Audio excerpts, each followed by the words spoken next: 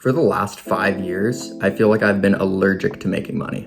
Here are 3 of the biggest mistakes that I made while making content and how you can avoid them.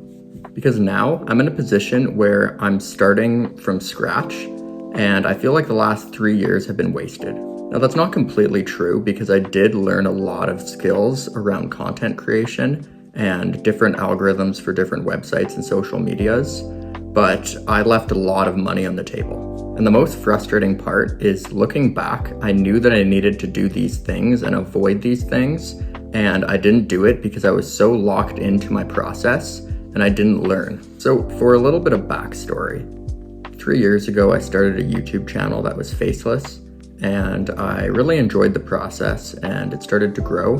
So I made 2 more, and about a year later, they were all monetized. Now this was awesome. I felt like I was making a good amount of money. It was a lot of fun to see the stats. It was a really enjoyable process. Over time, the money started to grow a little bit. Nothing a huge amount, nothing that's life-changing, but enough to pay my bills and give me a little bit of extra savings. This trapped me into the process of every single day making as many of these faceless videos as possible and trying to grow, but I never really saw that growth. Now my faceless videos weren't the type that were just copy and paste AI videos. They were long form videos that were about 20 to 30 minutes. Some of them were over an hour, about different kind of things. So I had 3 different niches and they were deep dives into topics. I really did enjoy the topics at first, but as time went on, I got really tired of making them, but I just kept doing it. And I did it in the same way for a few years. About a year after I was monetized, that's when I knew that I needed to find other ways to make money with the content that I was creating. But I was too stubborn to change anything, and I didn't want to take any time away from making the videos that were getting me ad revenue through YouTube. So the first mistake that I made that left a lot of money on the table when I was making these channels was not creating other social media and other website pages around my content. What I should have done, and what I do now when I start a new page or a new channel like this one, is I create a Facebook profile or a Facebook page for it, and Instagram and TikTok, and whatever other social media websites that are relevant, I would recommend doing that.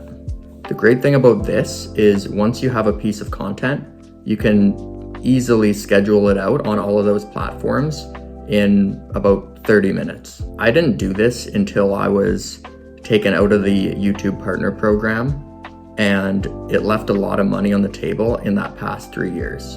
I thought it would take me as long as it did to get monetized on YouTube, but it only took me about 2 months. And as soon as I got monetized and I saw the growth on Facebook, I saw the mistake that I made by waiting so long to do it. So number 1 is make sure you cross-post your channel or your content to as many places as possible. This will really help with ad revenue and other opportunities.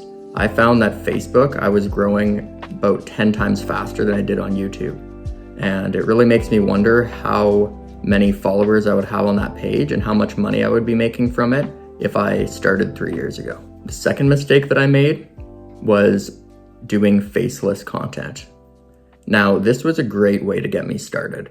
It was risk-free, and I was at a point where I didn't feel comfortable talking online.